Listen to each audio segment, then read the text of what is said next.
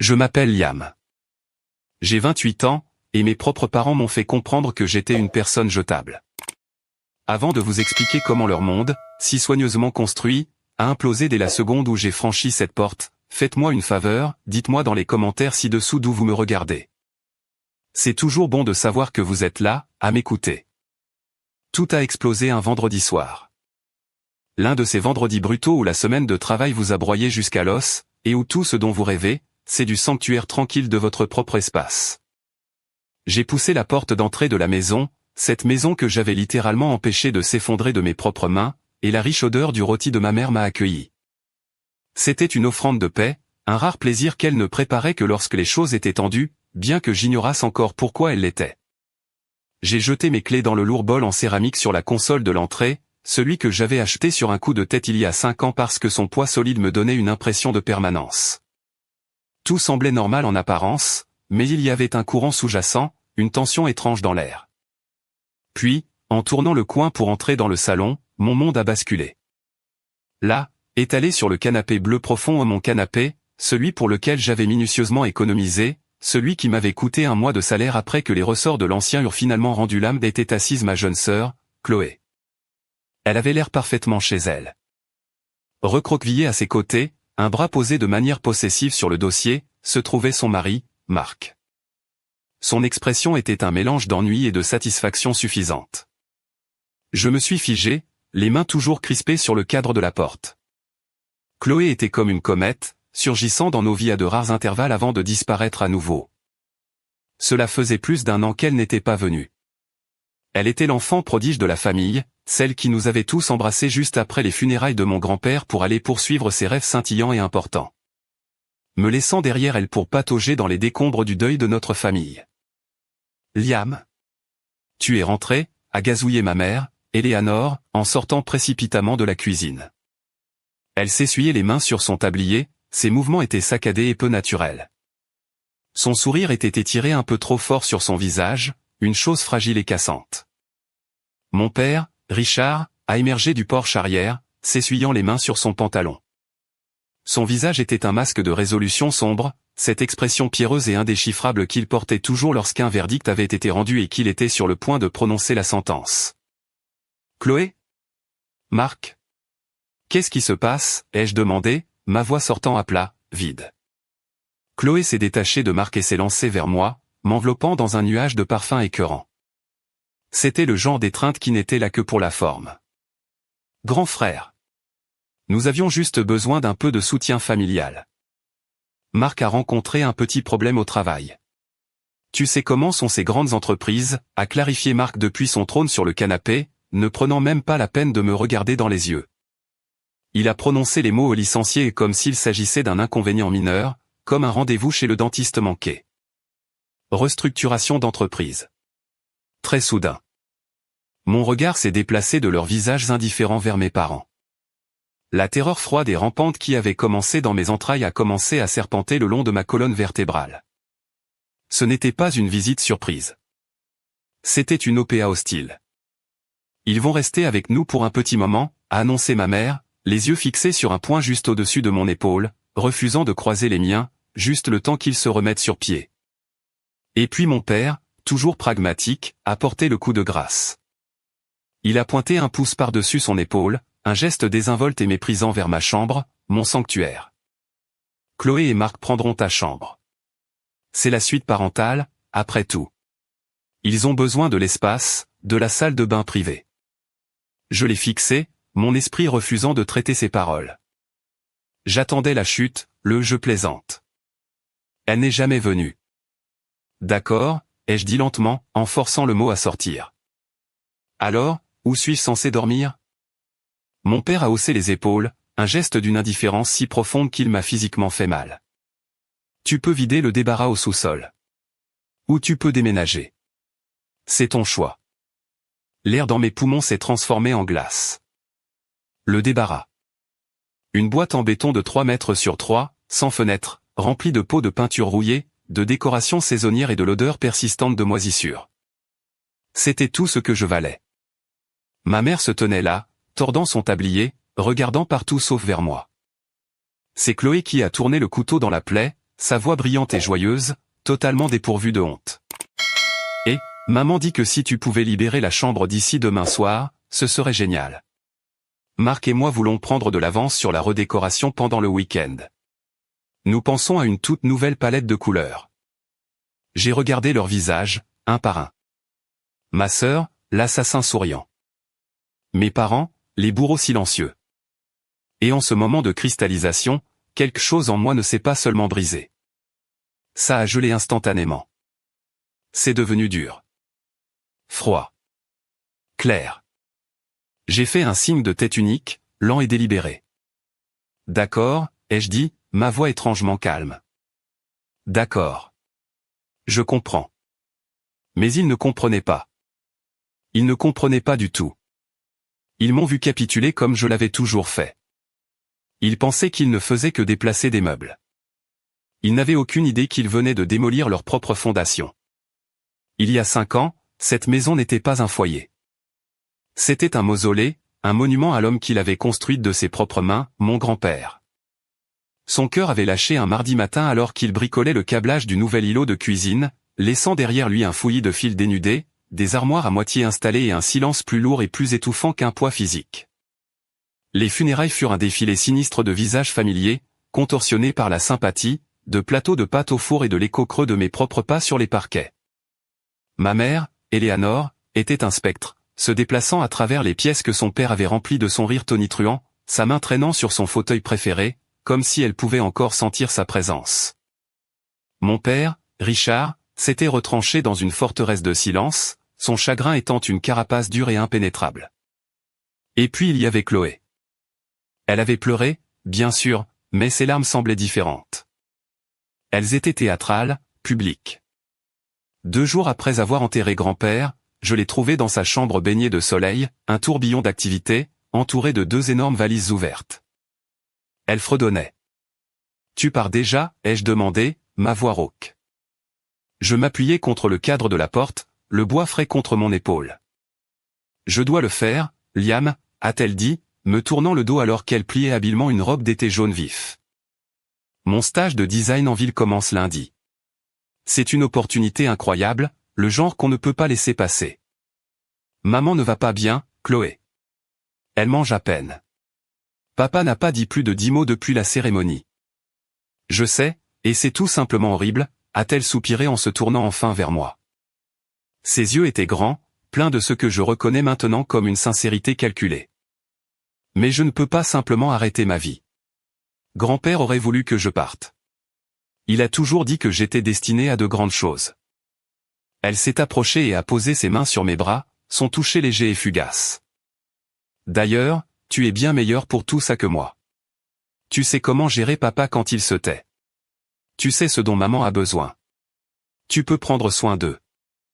Elle l'a dit avec une telle aisance, une telle conviction désinvolte. Tu peux prendre soin d'eux. Ce n'était pas une demande.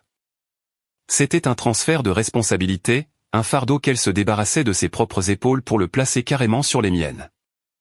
À la porte d'entrée, elle m'a donné un baiser dans l'air rapide, ses valises heurtant mes jambes. Appelle-moi chaque jour pour me dire comment va tout le monde, a-t-elle gazouillé, une promesse brillante et fausse. Puis elle est partie, montant dans un taxi, ne laissant derrière elle que le léger sillage de son parfum coûteux et le poids du monde entier sur mes épaules. Je suis resté sur le porche, regardant le taxi disparaître au bout de la rue, fonçant vers son avenir excitant et libre. Mon propre avenir, un poste prometteur d'ingénieur junior à Seattle, semblait soudain à 1 million de kilomètres. Ce soir-là, le silence dans la maison était assourdissant. J'ai trouvé ma mère dans la cuisine, assise sur un seau renversé au milieu de la zone de construction, fixant le fouillis emmêlé de fils pendant au plafond. « Je ne peux pas faire ça, Liam » a-t-elle chuchoté, sa voix n'étant qu'un fil fragile. « Je ne peux pas vivre ici sans lui. Chaque projet inachevé, chaque plancher qui grince. Tout est lui. C'est trop. » J'avais 23 ans. Mon rêve était emballé dans une boîte, attendant une étiquette d'expédition. Une nouvelle vie, un excellent salaire, un logement de fonction, un futur pour lequel j'avais travaillé toute ma vie. Tout était là, à portée de main. Mais en regardant le visage brisé de ma mère et en pensant à mon père, perdu dans son chagrin silencieux, j'ai su avec une certitude déchirante que je ne pouvais pas partir. Pas encore. Je me suis approché et je me suis agenouillé à côté d'elle sur le sol poussiéreux. Tu n'auras pas à le faire toute seule, maman, ai-je dit, ma voix plus épaisse que je ne l'aurais voulu. Je ne vais nulle part. Je resterai. Je terminerai la cuisine pour toi. Je m'occuperai de tout. Je te le promets. Elle s'est effondrée contre moi, ses sanglots calmes et désespérés trempant l'épaule de ma chemise. C'est à ce moment-là que mon avenir a changé. Cette nuit-là, j'ai passé l'appel à l'entreprise de Seattle. Je peux encore entendre la déception dans la voix du responsable du recrutement. Je me suis dit que c'était un sacrifice temporaire. Un retard à court terme. Juste le temps qu'il soit stable. Juste le temps que la plaie béante du deuil commence à cicatriser. Mais temporaire est un menteur. C'est un mot qui vous séduit dans le sacrifice. Et avant même de vous en rendre compte, 5 ans ont passé. Ma promesse, faite dans une cuisine poussiéreuse et à moitié terminée, était devenue le plan de ma prison. Les 5 années qui ont suivi n'ont pas été vécues. Elles ont été subies. Ma vie est devenue une boucle monotone de responsabilités. J'ai trouvé un emploi d'ingénieur correct dans une entreprise locale. Il manquait du prestige et de la trajectoire de carrière du poste de Seattle, mais c'était à 15 minutes de route de la maison, et c'était une nécessité. La tension artérielle de mon père est devenue un problème, et ma mère a développé une peur de conduire sur l'autoroute. J'étais donc le chauffeur désigné pour chaque rendez-vous médical, chaque course, chaque trajet à la pharmacie. Mon salaire ne m'appartenait pas. C'était un service domestique. Avant même de le voir, il était mentalement alloué. Une grosse part allait directement au paiement de l'hypothèque. Le prêt était à leur nom, mais les fonds provenaient de mon compte via un virement direct chaque mois. Le reste était dévoré par les taxes foncières, les factures, l'assurance et la liste toujours croissante des réparations domestiques. Quand l'ancien réfrigérateur a finalement rendu l'âme, son dernier souffle étant une flaque d'eau tiède sur les nouveaux carreaux que j'avais posés, c'est moi qui ai payé pour le nouveau. Quand une tempête hivernale a arraché une section de bardeaux du toit, j'ai passé un week-end sur une échelle dans le froid glacial, les réparant moi-même pour économiser les frais d'un couvreur. Je ne leur ai jamais jeté à la figure. Je pensais que mes actions parlaient d'elles-mêmes. Je croyais, dans ma naïveté, que mon sacrifice était une chose noble et silencieuse qu'ils voyaient et appréciaient en silence. Mais ma famille ne communique pas par l'appréciation silencieuse. Leur langage est celui de la critique et de la comparaison. Chaque appel téléphonique de Chloé était une fête nationale. Ma mère criait pour mon père, et ils se regroupaient autour du haut-parleur, leurs visages illuminés par l'adoration. « Oh, Chloé! Ton voyage à Napa semble divin.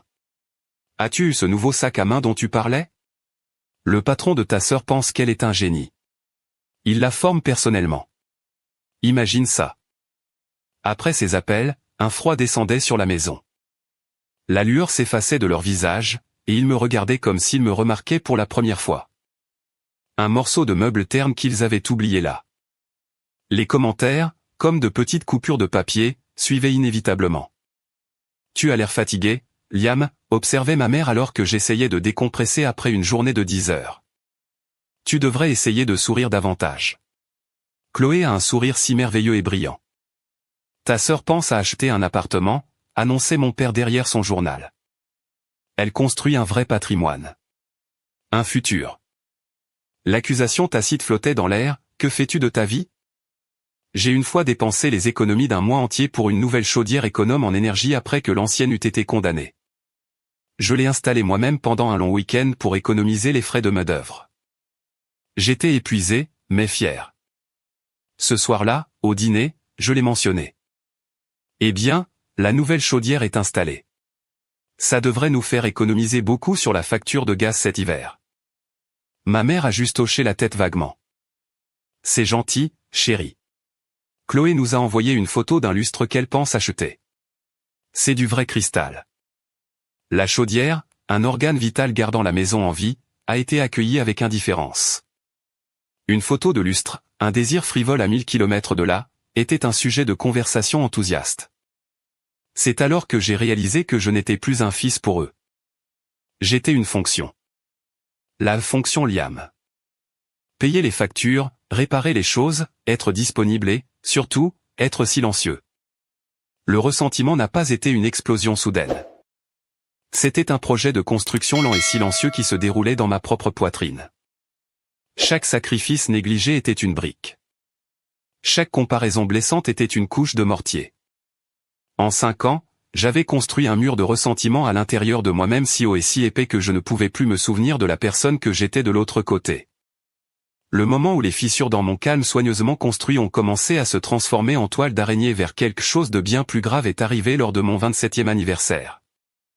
Mes attentes n'étaient pas élevées. Je n'étais plus un enfant. Je ne m'attendais pas à une fête surprise ou à une pile de cadeaux. Tout ce que je voulais, c'était une petite reconnaissance simple de mon existence. Un joyeux anniversaire au petit déjeuner. Peut-être mon plat préféré pour le dîner. Un signe que, pour un jour sur 365, j'étais vu. Je me suis réveillé ce matin-là et j'ai suivi ma routine. La maison était calme. Personne n'a dit un mot. Au travail, je me suis dit qu'ils attendaient juste que je rentre à la maison, préparant probablement une petite surprise. Cet espoir fragile était la seule chose qui m'a aidé à traverser une journée épuisante de délai de projet. J'ai franchi la porte d'entrée ce soir-là, mon cœur battant un peu plus vite avec cette anticipation stupide et enfantine. La maison était remplie de l'odeur de pizza à emporter. Mes parents étaient sur le canapé devant un jeu télévisé, des boîtes de pizza en équilibre sur la table basse. Ils ont levé les yeux quand je suis entré. « Oh, Liam, tu es rentré » a dit ma mère, la bouche pleine. « Prends une part avant qu'elle ne refroidisse. »« Ouais, longue journée » ai-je répondu, ma voix creuse. J'ai attendu. Mon père a juste grogné en guise de salutation, ses yeux collés à la télé. Le silence s'étirait, épais et étouffant. Mon anniversaire n'était pas une surprise, c'était un non-événement. Il n'avait même pas été enregistré sur le radar. L'espoir vacillant en moi fut éteint sans cérémonie. Je suis allé dans la cuisine chercher une assiette, mes mouvements étaient raides. Et puis, comme par hasard, le téléphone a sonné. Le visage de ma mère s'est instantanément illuminé, se transformant d'une indifférence ennuyée à une joie rayonnante. « Chloé, ma chérie, nous parlions justement de toi. » Il n'en parlait pas. « Comment vas-tu, chérie ?» Sa voix était une fontaine de chaleur et d'excitation. Je pouvais entendre le rire effervescent de Chloé crépiter à travers le téléphone. « Oh, c'est incroyable. Une promotion cadre ? Déjà ? Richard. Viens ici. Chloé a été promue. Directrice marketing senior. » Mon père a bondi du canapé en un instant, sa léthargie précédente disparut. Ils se sont regroupés autour du téléphone comme s'il s'agissait d'un artefact sacré, couvrant ma sœur d'une cascade d'éloges et d'adoration. Une promotion cadre. Le jour de mon anniversaire. L'univers, semblait-il, avait un sens de l'humour sombre. Je me tenais là, près du comptoir, agrippant son bord jusqu'à ce que mes articulations soient blanches, un fantôme oublié à ma propre fête d'anniversaire inexistante. C'est alors que la porte arrière s'est ouverte et que mon oncle Robert, le frère cadet de mon père, est entré. C'était un visiteur fréquent et sans annonce. Il a pris la scène d'un coup d'œil, mes parents s'extasiant sur le téléphone, ma posture rigide près du comptoir, et il a immédiatement compris. Il est venu et a posé une main lourde sur mon épaule, son expression étant un masque soigneusement élaboré de sympathie paternelle. « Soirée difficile, hein, gamin ?» a-t-il dit d'une voix basse et confidentielle. « Ne les laisse pas t'atteindre. Tu sais comment ils sont avec elle. » C'est l'objet brillant. Il m'a dirigé vers la table de la salle à manger, créant une petite poche d'intimité. « Écoute » a-t-il dit en se penchant. « C'est la malédiction du fils responsable. Tu es le socle, Liam. Tu es si fiable qu'ils n'ont même pas besoin d'y penser. C'est comme respirer pour eux. Ils versent toute leur inquiétude et leur énergie sur elle parce qu'elle est l'imprévisible. D'une certaine manière, leur négligence est un témoignage de ta force. Le devoir d'un homme est d'être le pilier silencieux qui soutient la famille. Tu fais ton devoir. Tu es un homme. » Ces paroles étaient comme une drogue. Je voulais les croire. J'avais besoin de les croire. Je pensais qu'il était le seul à me voir, le seul à comprendre. Mais avec le recul, je réalise qu'il ne me validait pas. Il m'apaisait. Il était le gardien de ma prison, murmurant des mensonges apaisants pour empêcher le détenu de secouer les barreaux. Je suis resté assis là, écoutant le son lointain de mes parents célébrant leur fille absente, et une certitude froide et dure s'est installée dans mon âme. Je n'étais pas le pilier de la famille. J'étais la fondation, enterrée profondément sous terre, supportant tout le poids, et complètement invisible. Et ce jour-là, j'ai enfin, vraiment compris, dans cette maison, les ombres n'ont pas le droit d'avoir des anniversaires. De retour au présent. Le choc de l'ultimatum de mon père s'était transformé en une pierre froide et dure de résolution dans mes entrailles. J'ai passé une nuit agitée dans mon propre lit, me sentant comme un étranger dans ma propre chambre. Le lendemain matin, la maison bourdonnait déjà d'une énergie chaotique et étrangère. L'énergie de Chloé. Je suis entré dans le salon, et c'était comme si une petite tornade s'était posée. Les valises de Chloé avaient explosé, leur contenu, des vêtements aux couleurs vives, une gamme déconcertante de chaussures et d'innombrables sacs de cosmétiques étaient éparpillés sur chaque surface disponible. Marc était déjà fermement retranché sur le canapé. Mon canapé. Ses pieds nus posés sur le bois poli de ma table basse, tapant sur son téléphone. Il a reconnu ma présence avec un léger mouvement de menton vers le haut. Chloé était dans la cuisine, un tourbillon de mouvements, donnant des ordres à ma mère. Maman, ces vieux pots à épices doivent partir, et nous allons définitivement avoir besoin de vider au moins 2 de ces armoires pour mes poudres de protéines et mes collations bio. Et cette cafetière, a-t-elle dit en pointant un doigt vers la machine que j'avais achetée l'année dernière, est une antiquité. Nous avons besoin d'une vraie machine à expresso. Ma mère, qui me questionnerait normalement pendant une demi-heure si je déplaçais ne serait-ce qu'une salière, hochait la tête avec un empressement frénétique. Bien sûr, chérie. Tout ce dont tu as besoin. Nous ferons une liste. J'ai navigué dans le parcours d'obstacles de leurs affaires et je me suis versé une tasse de café de l'Antiquité. Ça avait un goût amer. Chloé s'est tournée vers moi à ce moment-là, un mètre ruban apparaissant dans sa main comme par magie. Liam, timing parfait. J'ai une question pour toi. J'ai pris une inspiration, prenant une lente gorgée. Qu'est-ce que c'est, Chloé? Je pensais, a-t-elle commencé en tapotant le mètre ruban contre son menton pensivement, que ce mur entre la cuisine et la salle à manger est juste tellement claustrophobe, il devrait juste tomber. Cela créerait un merveilleux espace à air ouverte. Tu es ingénieur, tu es doué avec ce genre de truc, non? Quelle taille de travail ce serait pour toi? Un week-end? L'audace pure et simple de la chose m'a presque fait rire. Elle n'était pas dans la maison depuis 12 heures, et elle m'attribuait déjà un projet majeur de démolition et de rénovation. Pas en demandant. En m'attribuant. Je n'en ai aucune idée, Chloé, ai-je dit, ma voix dangereusement égale. Marc, sans lever les yeux de son téléphone, est intervenu. Et mec, tant que tu y es, le Wi-Fi dans ta. Je veux dire, notre chambre est un peu faible de l'autre côté. Tu devrais probablement envisager d'obtenir un de ces amplificateurs de signal ou quelque chose. Ils ne se comportaient pas comme des invités ayant besoin d'un soutien temporaire. Ils agissaient comme de nouveaux propriétaires qui venaient de découvrir que le précédent locataire avait laissé derrière lui un homme à tout faire. Plus tard dans l'après-midi, j'étais dans ma chambre, fixant les murs, essayant de comprendre comment distiller une vie dans des cartons, quand Chloé est entrée en trombe sans frapper. Elle éventait une poignée d'échantillons de peinture comme un jeu de cartes. Ok, donc je pense à un beau gris chaud pour cette pièce, a-t-elle annoncé, tenant un échantillon contre le bleu calme et stable que j'avais peint 2 ans plus tôt. Quelque chose de plus sophistiqué, tu sais? Ça fera vraiment ressortir mes impressions d'art. Elle a jeté les échantillons sur mon lit. Oh, et en parlant de ça, je sais que tu as dit que tu serais parti d'ici samedi, mais si tu pouvais peut-être avancer ça à demain soir, ce serait une aide énorme. Marc et moi voulons vraiment passer une couche d'après sur les murs ce week-end. J'ai regardé les échantillons de peinture jonchant mon couvre-lit, puis son visage brillant, impatient et totalement inconscient. Ce n'était pas de la malveillance. C'était bien pire, une incapacité totale à voir les besoins ou l'existence de quiconque au-delà de la bulle de ses propres désirs. Ma vie, ma maison, mon confort. Ils n'étaient tous que des obstacles logistiques dans son projet de redécoration. Je partirai quand je partirai, Chloé, ai-je dit, ma voix plus froide que je ne l'avais voulu. Son sourire a vacillé pendant une fraction de seconde. Eh bien, très bien.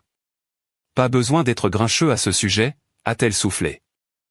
Puis elle est partie en trombe, laissant derrière elle le sillage de son parfum et les échantillons de peinture offensants. La vis se resserrait. Chaque demande, chaque rejet désinvolte était un tour de plus, construisant une pression dangereuse dans ma poitrine. Ils ne prenaient pas juste ma chambre. Ils essayaient de m'effacer. Ce samedi après-midi fut une sorte d'enfer spécial. J'étais un fantôme dans ma propre maison, emballant des boîtes en silence, tandis que le reste de la famille bourdonnait d'excitation. Ma mère était au téléphone, planifiant bruyamment le barbecue de bienvenue pour Chloé le week-end suivant, invitant tante, oncle et cousins. Oh, c'est tout simplement merveilleux de la voir de retour, je l'ai entendu dire. La maison semble à nouveau vivante. Mon père, qui passait habituellement ses week-ends dans un silence de pierre, était engagé dans une conversation avec Marc. Marc pontifiait sur un quelconque système de crypto-monnaie, et mon père hochait la tête, un air d'excitation par procuration sur le visage. Je n'étais pas juste invisible. Mon absence était la cause de leur célébration. Je ne pouvais plus le supporter. Je me suis retiré au seul endroit où ils ne me suivraient pas, le sous-sol. Je suis allé dans la chambre de stockage froide et humide, ma nouvelle chambre proposée, et je me suis assis sur une pile de vieux journaux. L'air était épais de l'odeur de poussière et de décomposition. C'était ça. C'était la récompense pour 5 ans de devoirs et de sacrifices inébranlables. Une boîte en béton. Le désespoir est une lentille puissante. Il brûle tout le brouillard de l'indécision et met vos vraies options en relief. Et dans ce moment de pur désespoir non dilué, un souvenir a jailli. Un fantôme d'il y a 5 ans, l'offre d'emploi à Seattle. L'entreprise. Le nom de la responsable des ressources humaines, Linda. C'était une chance ridicule et insensée. Une passe en désespoir de cause depuis ma propre ligne de but avec une seconde au chronomètre. Mais une chance sur 1 million est toujours une chance. Et c'était infiniment mieux que la certitude de ce tombeau en béton. Mes doigts, glissant de sueur nerveuse, ont tâtonné avec mon téléphone. J'ai trouvé le numéro de l'entreprise en ligne, navigué dans le menu automatisé, et quand une voix humaine a répondu, j'ai demandé le département des ressources humaines.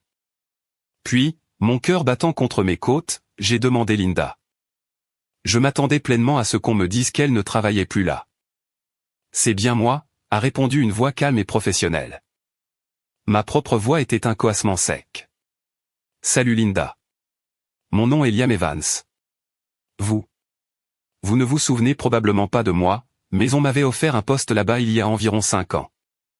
Je me suis arrêté, la stupidité de l'appel m'envahissant. Il y a eu une pause. Je pouvais entendre le léger clic d'un clavier.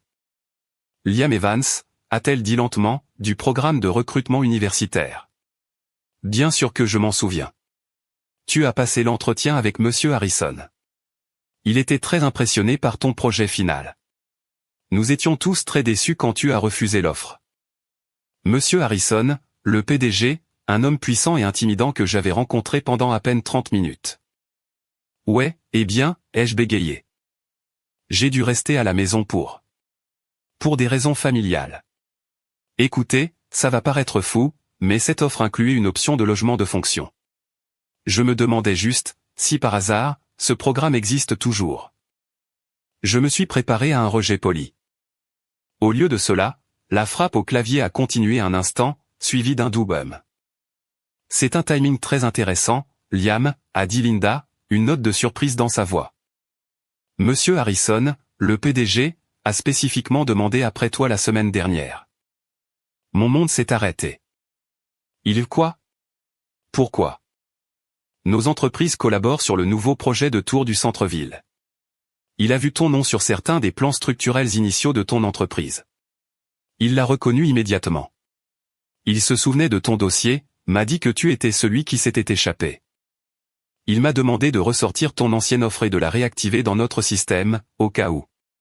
Il a dit, et je cite, « Un homme avec ce genre de loyauté envers sa famille est exactement le genre d'homme que je veux pour construire mes gratte-ciel. » J'ai penché ma tête contre le mur de béton froid et humide.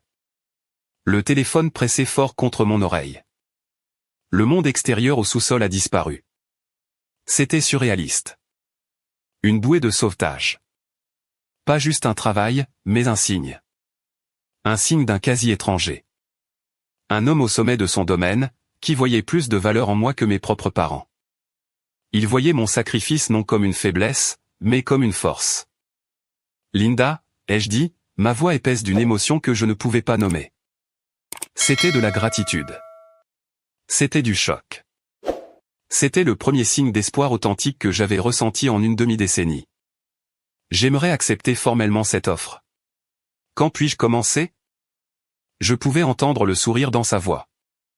Dès que tu peux arriver ici, Liam. Bienvenue à bord. Il était temps. J'ai raccroché le téléphone et je suis resté assis là dans l'obscurité, la faible lumière de mon écran illuminant les grains de poussière dansant dans l'air. Le froid du sous-sol avait disparu, remplacé par un feu rugissant dans ma poitrine. Une décision n'avait pas juste été prise. Elle avait été forgée. Il voulait que je parte? Très bien.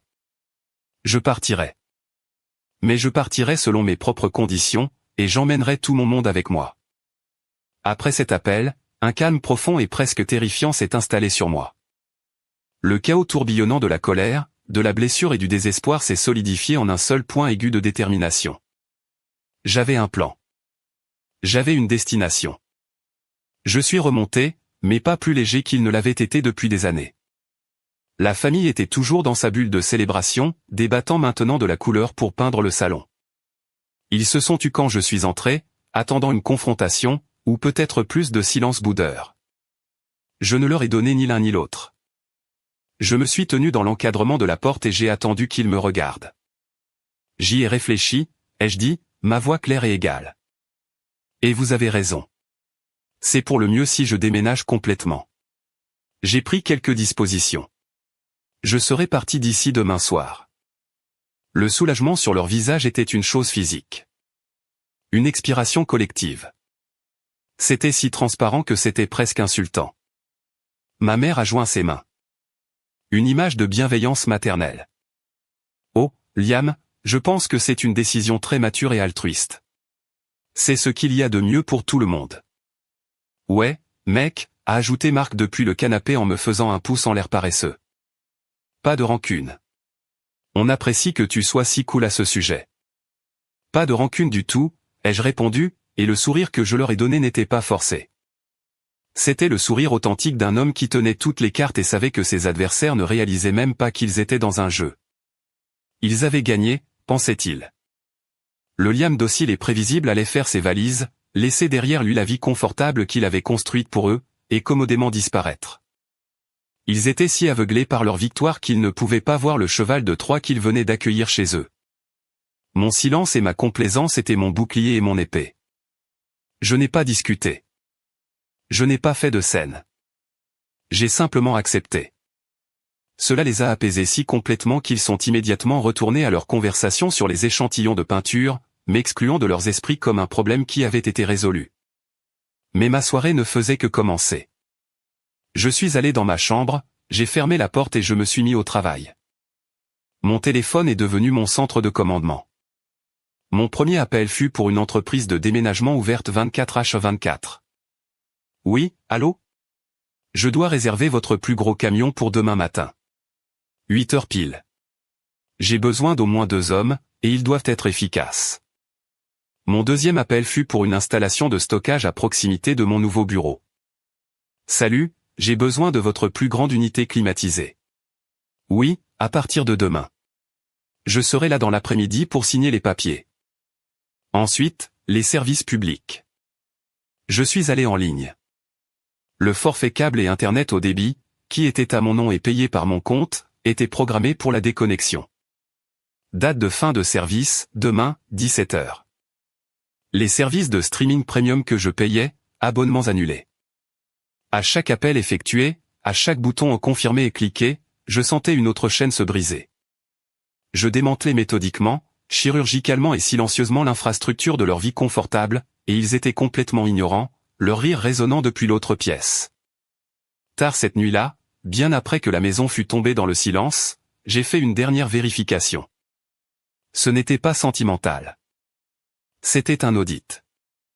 J'avais un rouleau de minuscules autocollants à points verts dans ma main.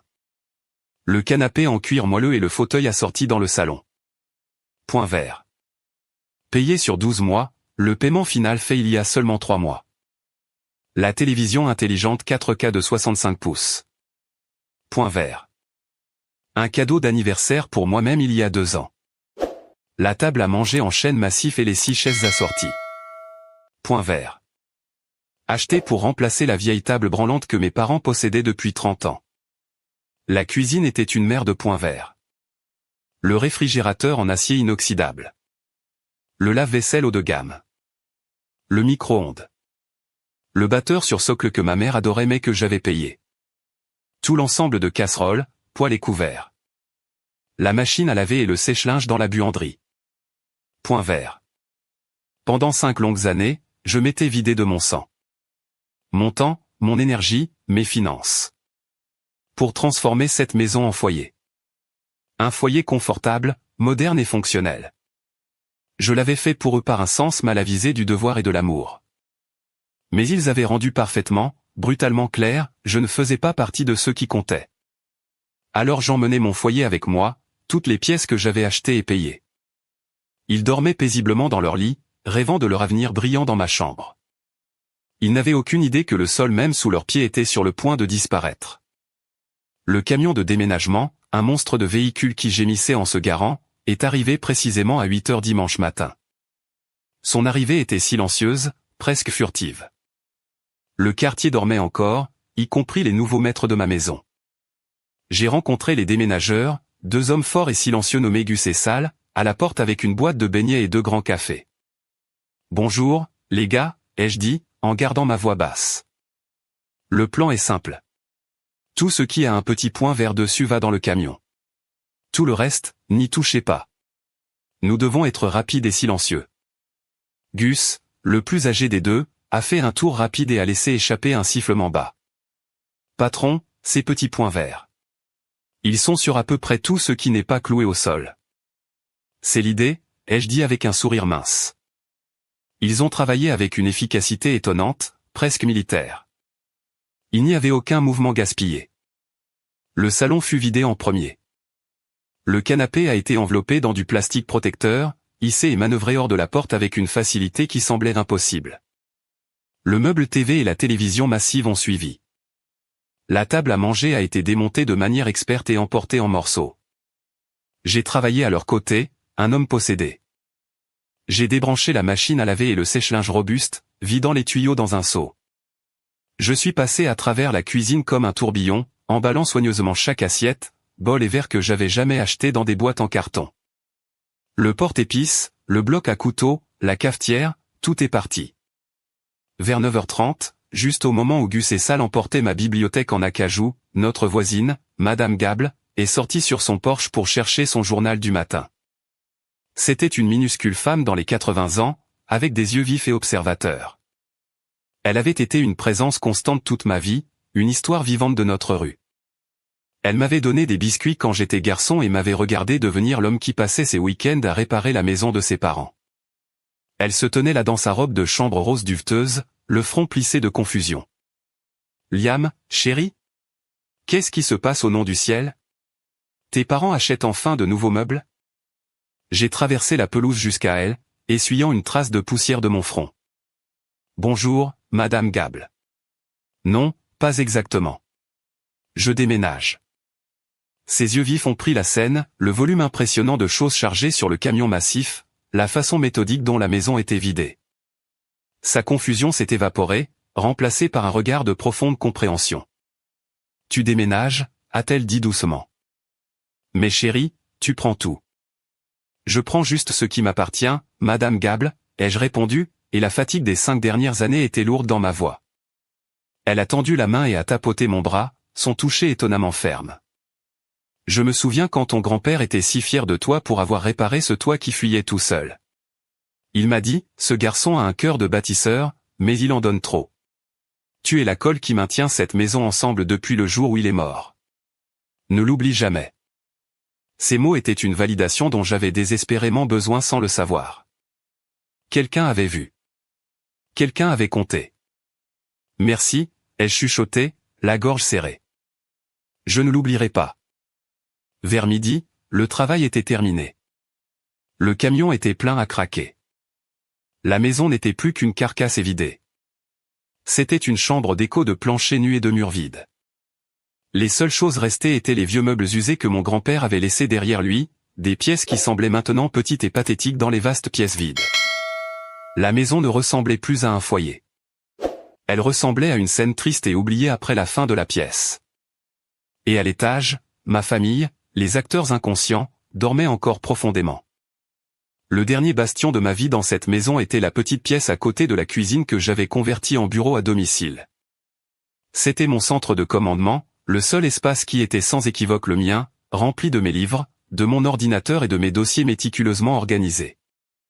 Alors que Gus et Sal faisaient leur dernier passage, je me suis concentré sur le vidage du dernier tiroir du classeur. C'était une sorte de tiroir à fouillis, rempli de vieux reçus à des fins fiscales, de garanties pour des appareils maintenant dans le camion et de paperasses diverses. Ma main balayait le contenu dans un sac poubelle quand mes doigts ont effleuré une épaisse enveloppe manille, nette, que je ne reconnaissais pas. Elle était coincée tout au fond, contrairement à mes propres dossiers soigneusement étiquetés. Celle-ci avait une étiquette simple, écrite à la main, Finances du foyer, 2021. J'ai froncé les sourcils. Ce n'était pas à moi. J'avais géré mes propres finances, mais j'avais abandonné la gestion de celles de mes parents il y a des années. Cela avait dû se mélanger à mes papiers pendant une saison fiscale passée. Ma première impulsion fut de la laisser. Ce n'était pas mes affaires, mais quelque chose ou un instinct froid et calculateur qui s'était éveillé en moi au cours des dernières 24 heures m'a fait hésiter. J'ai pris l'enveloppe et me suis assis sur le sol de la pièce vide. J'ai ouvert la tâche métallique et j'en ai fait glisser le contenu. C'était une pile des relevés de compte d'épargne joints de mes parents datant d'il y a 3 ans. Je me souvenais trop bien de cette année-là. C'était l'année de Marc, l'entrepreneur. Il avait quitté son emploi de vente parfaitement correct pour lancer sa propre agence de marketing numérique, une entreprise vague et mal définie qui semblait impliquer beaucoup de temps sur le terrain de golf. Chloé en était insupportablement fière, disant à tout le monde que son mari était un visionnaire. Mes yeux ont scanné les colonnes des dépôts et des retraits. Et puis je l'ai vu. Une seule transaction sur le relevé de mai. Un retrait. Un énorme. 50 000 €. Mon souffle s'est bloqué dans ma gorge. Je me souvenais vivement de ce printemps. Mes parents étaient soudainement devenus incroyablement stressés à propos de l'argent. Ils s'étaient plaints d'une hausse inattendue des taxes foncières et d'un saut dans leur prime d'assurance. Ils avaient été si convaincants que j'avais volontairement augmenté ma contribution mensuelle au foyer, prenant en charge le coût total des factures de gaz et d'électricité pour les aider. Mais cet unique poste sur ce relevé bancaire oublié racontait une histoire différente. Le compte, qui détenait leurs économies de toute une vie, l'héritage de mon grand-père, avait été vidé jusqu'à quelques centaines d'euros. Un retrait de 50 000 €, juste au moment exact où leur nouveau gendre, Marc, lançait son rêve. C'était une pièce de puzzle. Je ne connaissais pas encore la forme complète du puzzle, mais je savais que cette pièce était critique. Elle semblait lourde dans ma main, dense de secrets et de mensonges. L'ancien Liam l'aurait remise en place, honteux de fouiner. Le nouveau Liam, celui qui était en train d'évacuer sa vie, a plié le relevé avec une précision clinique et l'a glissé dans la poche intérieure de sa veste. Il reposait contre ma poitrine, un carré de vérité froid. C'est le dernier, patron, a dit Gus depuis l'encadrement de la porte, me surprenant. On est tous chargés, prêts à prendre la route. Je me suis levé et j'ai jeté un dernier regard sur la maison évidée. Je suis entré dans la cuisine et j'ai placé mon jeu de clés sur le comptoir nu et taché. Elles ont fait un petit bruit solitaire dans le vaste silence. Puis je suis sorti par la porte d'entrée, la fermant derrière moi. Je n'ai pas attendu le clic. Je n'ai pas regardé en arrière. Je suis monté dans ma voiture et j'ai suivi le camion de déménagement dans la rue, m'éloignant de mon passé et vers un avenir inconnu, laissant derrière moi une bombe à retardement prête à exploser au moment où ma famille se réveillerait enfin au cauchemar qu'elle avait créé. Le premier appel est arrivé à 14h17. Je connais l'heure exacte parce que je branchais juste ma télévision dans mon nouvel appartement. C'était un espace propre et minimaliste au 7e étage avec une large fenêtre qui donnait sur les toits de la ville. C'était plus petit que la maison, mais c'était à moi. Gus et Sal venaient de partir, après que je leur eus donné un pourboire généreux pour leur discrétion et leur efficacité. J'étais en train de déballer ma cafetière, symbole d'un nouveau matin, quand l'écran de mon téléphone s'est illuminé avec le visage de ma mère. Je l'ai fixé un moment, puis j'ai appuyé sur le bouton ignorer. Une minute plus tard, il a bourdonné à nouveau. Mon père. J'ai ignoré celui-là aussi. Puis est venue la salve de SMS de Chloé. Ils étaient un chef-d'œuvre de panique escaladante. Le premier, en majuscule, OU accent grave et tout le mobilier.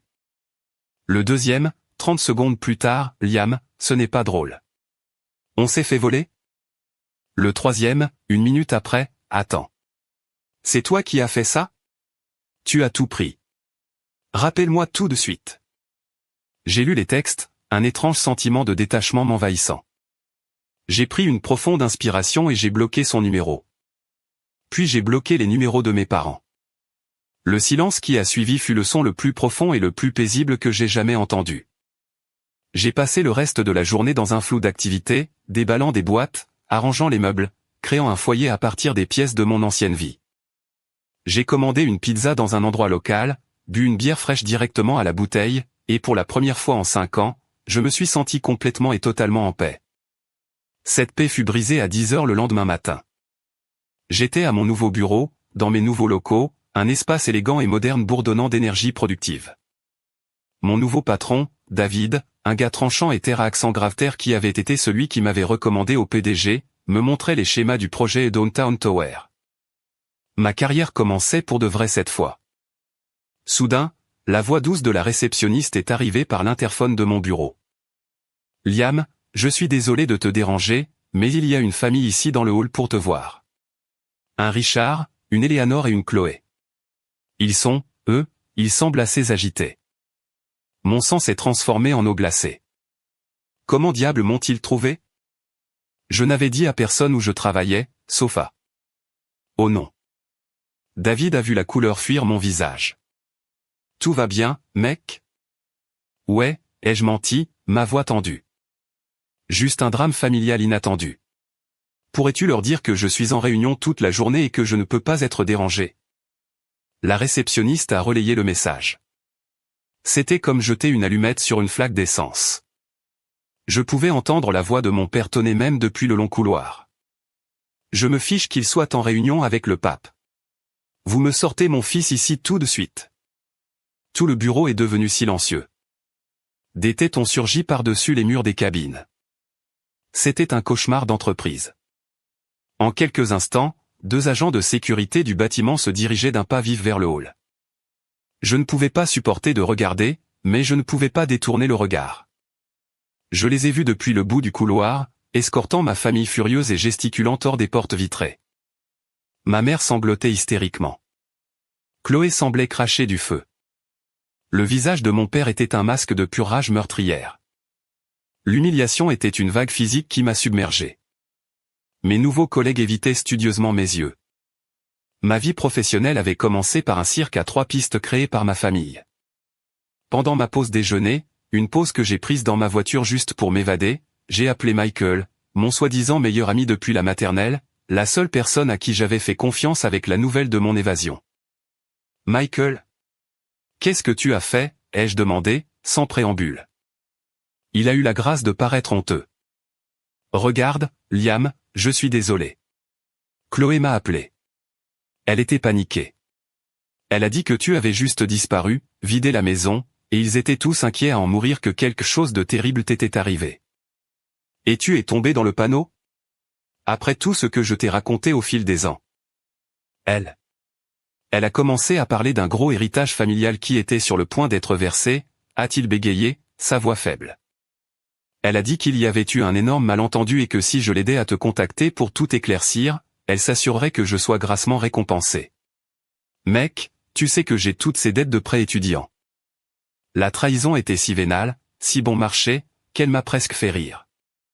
Il avait vendu notre amitié de 20 ans pour un mensonge, pour une paix fantôme murmurée par une manipulatrice narcissique. Waouh, ai-je dit doucement. Juste, waouh. J'ai raccroché et bloqué son numéro aussi. Mon monde rétrécissait, mais les personnes qui y restaient étaient solides. Ce soir-là, j'ai su que je ne pouvais pas me cacher. Cela devait finir. La confrontation était inévitable et elle serait meilleure selon mes propres termes, pas dans le hall de mon nouveau travail. J'ai conduit jusqu'à l'ancienne maison, celle qui n'était plus la mienne. Leur voiture était dans l'allée. Je suis resté dans ma voiture un long moment, j'ai pris une profonde inspiration et j'ai senti les bords nets du relevé bancaire pliés dans la poche de ma veste. C'était ma seule arme. Je suis sorti, j'ai remonté le chemin familier et j'ai sonné à la porte. Mon père a ouvert la porte si fort qu'elle a heurté le mur. Son visage était un nuage d'orage, ses yeux crachant la foudre. « Tu as un sacré culot de montrer ton visage ici après m'avoir embarrassé à ton nouveau travail » a-t-il grogné. « Je suis venu pour finir ça » ai-je dit, ma voix nerveusement calme. Je l'ai dépassé dans le salon caverneux. Le vide était choquant. Leurs quelques meubles restants ressemblaient à des reliques tristes et oubliées dans un musée de l'échec. Ma mère et Chloé étaient assises sur le sol poussiéreux, leurs visages tachés de larmes et de rage. Marc rôdait près de la cuisine vide, l'air très mal à l'aise. « Finir ça » a hurlé ma mère en se levant précipitamment. « Tu vides notre maison, tu voles nos possessions. Tu nous humilies en public. Et tu veux finir ça? Tu es un enfant égoïste, cruel et ingrat, Liam. » « Je n'ai rien volé, maman, ai-je dit. Ma voix est stable comme un roc. J'ai pris ce qui était à moi. J'ai les reçus pour chaque article qui a quitté cette maison. J'ai pris les choses que j'ai payées avec mon propre salaire. Le salaire que j'ai gagné alors que je payais aussi ton hypothèque, tes factures et que j'achetais ta nourriture.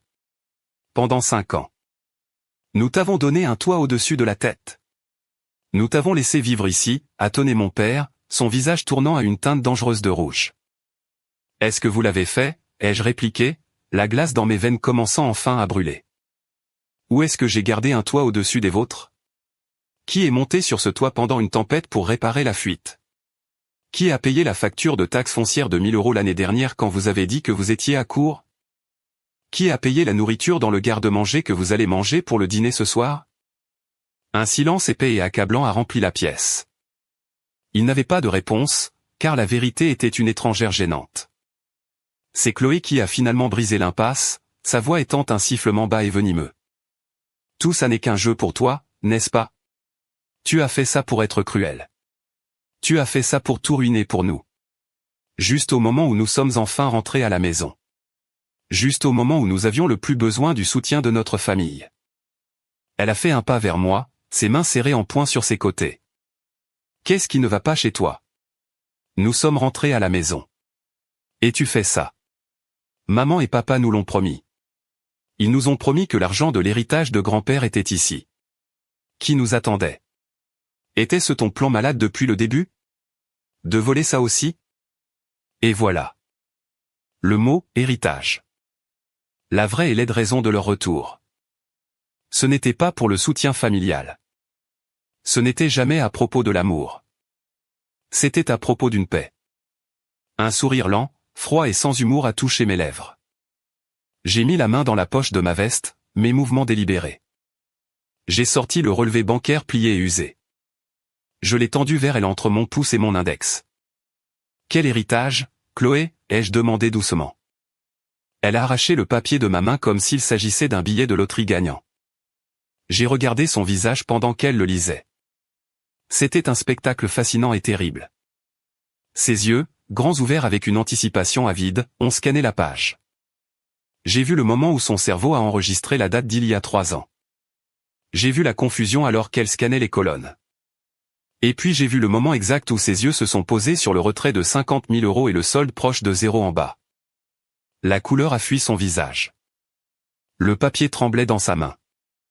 C'est d'il y a 3 ans, a-t-elle bégayé, levant les yeux, les siens fous de panique. Ça dit. Le compte est vide. C'est faux. Tu as falsifié ça. Elle s'est retournée, poussant le papier vers nos parents. Il ment. N'est-ce pas? C'est un menteur. Papa, dis-moi qu'il ment. Mon père a fixé un poing sur le sol nu, sa mâchoire travaillant silencieusement. Ma mère s'est dissoute en sanglots pathétiques et étouffés. L'héritage est parti, Chloé, ai-je dit, ma voix coupant les pleurs de ma mère. C'est parti depuis très, très longtemps, et je pense que nous savons tous où c'est allé. Mes yeux ont basculé vers Marc, qui avait soudainement l'air de vouloir que le sol l'avale tout entier. 50 000 €. C'est un sacré investissement de départ pour une agence de marketing numérique. N'est-ce pas, Marc? La vérité finale et laide flottait dans l'air, épaisse et empoisonnée. Chloé a regardé de mon visage à celui de Marc, puis vers notre mère en pleurs et notre père silencieux. La trahison a pointé sur son visage. Un lever de soleil lent et horrifiant de compréhension. Tu m'as dit que l'argent était ici, a-t-elle chuchoté, sa voix se brisant. Tu nous as laissé perdre notre appartement. Tu nous as dit de rentrer à la maison, que tout irait bien. Tu m'as menti. Et ma mère, à travers ses sanglots frissonnants, a finalement avoué, on voulait juste que tu rentres à la maison, chérie. Tu nous as tellement manqué. On savait que Marc avait du mal, et on voulait juste aider notre petite fille. Il lui avait tendu un piège, appâté avec l'héritage de mon grand-père. Un piège pour récupérer leur enfant prodige, quel qu'en soit le prix, peu importe qui était blessé dans le processus. C'était le moment qui a tout changé, quand j'ai enfin repris le contrôle de ma propre vie. Merci d'être resté avec moi jusqu'ici. Vous êtes incroyable. Faites-moi une faveur et appuyez sur ce bouton j'aime et commentez le chiffre ainsi dessous, juste pour que je sache que vous êtes arrivé jusqu'ici avec moi. Cela n'aide pas seulement plus de gens à trouver cette histoire. Cela me fait savoir que mes expériences signifient quelque chose pour quelqu'un. Votre soutien est la plus grande raison pour laquelle je peux continuer à partager le reste de ce voyage. La confession de ma mère fut l'étincelle qui a allumé la poudre. Le front unifié de ma famille, leur rage collective dirigée vers moi, s'est brisé en un instant. La colère, désormais sensible, s'est retournée vers l'intérieur, et ils ont commencé à se dévorer les uns les autres. Chloé était une femme possédée. Elle a avancé sur notre mère, son visage étant un masque tordu de rage et de trahison. « Tu voulais que je rentre ? Je t'ai manqué » a-t-elle crié, sa voix se brisant. « Ou tu avais juste honte ? Tu ne pouvais pas supporter d'être les parents d'une fille dont le mari a perdu son travail ? Tu m'as utilisé. Tu as utilisé mon amour pour toi comme une laisse pour me traîner ici. Ce n'est pas vrai, chérie. On a fait ça pour toi, a gémi ma mère, levant les mains comme pour repousser les mots. Pour moi. Chloé a ri, un son aigu et brisé qui résonnait dans la pièce vide. Vous nous avez laissé faire nos valises de toute une vie, vous faire expulser de notre appartement et conduire à mi-chemin à travers le pays, tout basé sur un mensonge. Quel était ton plan, maman ? De nous faire vivre ici dépendant de toi pendant que Liam payait pour tout ? C'était ça le plan brillant ? Marc, le profiteur silencieux, a soudain trouvé sa voie, voyant une opportunité de se peindre comme une victime.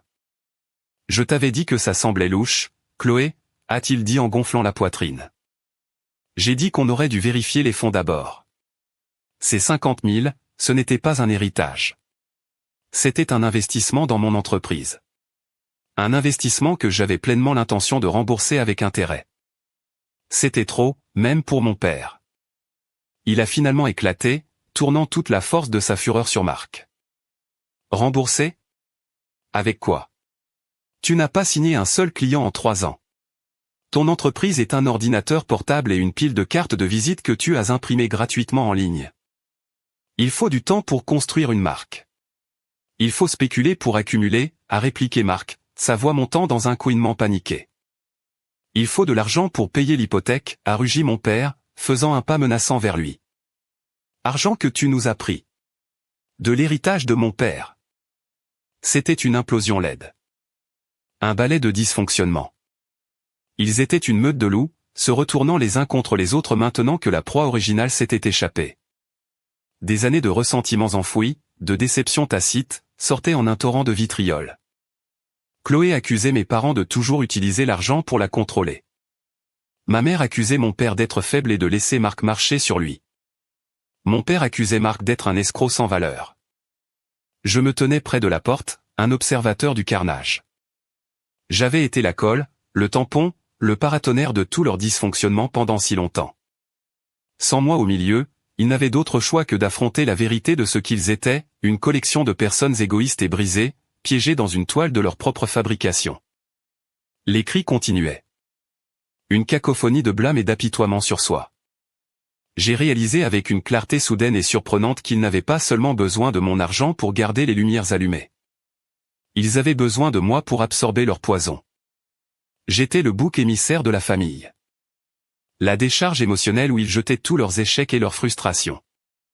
Et maintenant, la décharge était fermée pour les affaires. Les ordures s'accumulaient en plein milieu de leur salon vide, et ils s'étouffaient tous sur la puanteur. J'avais vu bien assez. J'ai attendu un moment de silence sauvage et haletant. Une brève pause dans la tempête alors qu'ils rechargeaient tous pour la prochaine salve d'accusation. Dans ce calme, j'ai marché vers le centre de la pièce et j'ai placé un dossier épais, au format juridique, sur le parquet nu. Il a atterri avec un bruit sourd et définitif.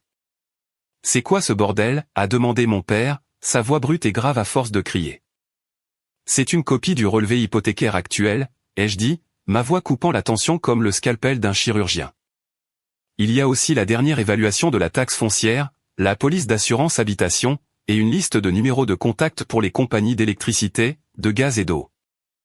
J'ai regardé directement ma mère, puis mon père. Leur visage était vide de confusion. La maison, l'hypothèque, tout est toujours à vos noms. À partir du 1er du mois prochain, toutes les factures de services publics qui étaient en prélèvement automatique depuis mon compte bancaire seront annulées.